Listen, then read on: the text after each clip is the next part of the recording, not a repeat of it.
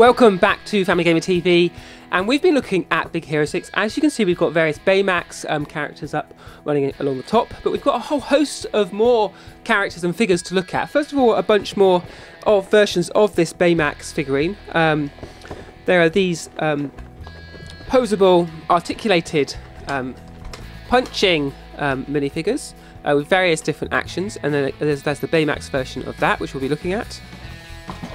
There's then a special limited edition. I think this is linked to the San Diego Toy Fair, and we'll be getting that up close to the camera and having a look at that. Again, a posable version of Baymax. And then we're going to have a look at a whole range of these. So this is the collectible line of minifigures for the film. And we've not only got Baymax, we've got each and every of the characters available in the initial run of this set. So we're going to get these up close to the camera so you can see not only what the toys have got to offer, but also what characters are going to be in the film, and we've got a little bit of background on each of those for you.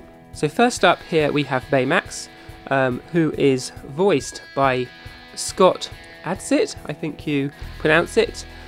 He's a comedian, has formerly appeared in 30 Rock, so maybe familiar to some of you, and brings sort of a sense of comedy and humanity to Baymax, which is important for a robot, because obviously he needs to connect to audiences and not just be a distant automaton, and in the film obviously that is what he's going to be. Adsit obviously has got that sort of sharp comedic timing. There are real moments when there's a sense of emotion that pokes through from Baymax that Adsit brings to the role, which is important for the robot to connect to audiences.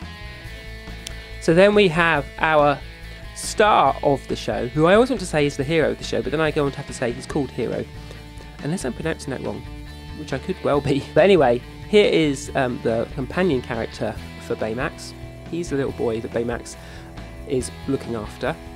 And like the 18-year-old playing him, Hiro is half Japanese, half Caucasian, and has a real love of robots and robotics, hence his customization of his healthcare robot. So he takes this nurse robot, Baymax, and turns him into a formidable action movie presence when some threats arrive in the city around him. And while he doesn't have any actual superpowers, Hiro dons a flight suit with a red circle glove. Oh, is he wearing that at the moment? It's got a red circle on the front. That magnetically connects to the back of Baymax and allows him to control him, and they act as a sort of a tag team in battle. So there's a sense that they're sort of symbiotic, the two, that the boy and machine are working together to battle enemies, and we saw that in some of the other toys. So here we have a character I'd not seen before at all. As you can see in the box, it's called Fred, and looks like some sort of alien. He's played by T.J. Miller, who is a scholar of storytelling and comedy, and he combines humour and sort of a nerdiness for Fred, sort of a geeky sort of character, and sort of a big into sci-fi and comic book. Fred's really into monster movies and inhabits a huge tentacled Fredzilla suit. So inside this character is the real person, and this is the suit that he's wearing, and he's piloted from its eyes, that's designed to be an homage to Godzilla and other Japanese movies of old. It can do some amazing things, we're told. He can jump really high, and it can breathe fire out of the mouth. So again, here we have, you can see the fire breathing there, as we have another character added to our band of unlikely heroes for Big Hero 6. So now we get on to Gogo Tomago, am I pronouncing that right? And it's the first of the female characters in the film, and so let's just find out a bit about her. Jamie Chung voices Gogo for us in the film, and one of the directors says that he wanted a woman of few words for the group, and Gogo is the laconic Clint Eastwood type, an industrial engineering student who's pretty tough from the start. The rest of the team are pretty hapless initially, he says, but she's the only one who can take care of herself already, and is perhaps more capable and brings some fresh skills to the team. And she's also developed this robot bike with magnetic levitation technology, which Hiro then incorporates into her super suit. She can roll around on these sort of levitating discs you can see her holding, so she can fly and move really fast. And they can also detach and become weapons that you throw. Now this to me speaks of a video game. Now we've been sort of wondering whether Disney Infinity will offer us some Big Hero 6 characters, but the more I see of these, the more I'd love to see a playset around Big Hero 6.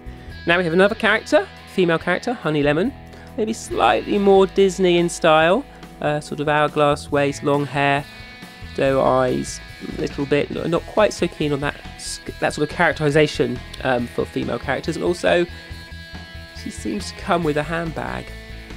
It's a little bit weird, a little bit sort of stereotypical, but let's find out a bit more about her. She is played by Genesis Rodriguez, if I'm saying that correctly, and she's a chemistry student.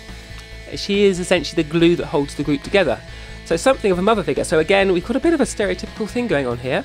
Sweet personality, positive attitude, but her girly duds doesn't exactly scream superhero materially. She goes through one of the sharpest evolutions of the bunch. So that's quite interesting. Maybe if she starts in this sort of typical Disney princess style, but then moves on to be more fully featured, a sort of more fully rounded person in her own right, that would be quite exciting. Rodriguez herself is said to be smart and was into science and robotics in school, and Hall says she brings some of that goofy, slightly geeky but joyful sense and sensibility into the character. I think Honey Lemon has got the most work to do to connect with us at Family Gamer TV, but we shall reserve judgment until we see her in the film. Now we have another male character, Wasabi-No-Ginger, which seems to be a bit of a play on words. As you can see, have a sort of neon outfit and some blades, but let's read up a bit about what he has to offer. So he's played by Damon Wayans Jr., and the character doesn't know what to do when he's first faced with battling evil, although he does have a really cool plasma-induced lasers, so he's obviously got some tech already going on when he joins the team. When those things turn on, they can cut through anything, as one of the director says. The conservative dude is the most cautious about his do-gooding and his do-good role in terms of sort of saving the city. He's this huge guy, but the whole thing is his precision and rules. And by the end of the movie, he moves away from that and embraces the chaos of what being a superhero is all about. So there's a bit of a sort of a moral in the tale to Wasabi. So now we get on to one of the villain characters here, Yokai. You can see from his face, he's obviously up to no good because he's wearing a mask, and a white mask at that, and has this sort of tentacle. We've seen in some of the other pictures that is attacking Baymax, so obviously he's sort of using some sort of plant life maybe to attack and cause havoc in the city. He's a mask-wearing villain whose goal is to create a machine that could transfer him into another dimension. He's most likely established a criminal organisation so he could achieve his goal. He also is one of the main protagonists of the film's microbots in his possession. So maybe he's not the only villain, but I think maybe he's one of the main bad guys, and certainly to see him in this line of figures would suggest that he is. Now what we're going to do with these is open them all up, we'll get them on the shelf, and then we'll give you a little rundown that as we wrap up our unboxing. So there you go, that's the end of our unboxing. We've got everything out of its packaging and on the shelf, as you can see. It's a really nice collection of toys. I'll be looking forward to seeing what the kids make of it when they get to rummage through the stuff later.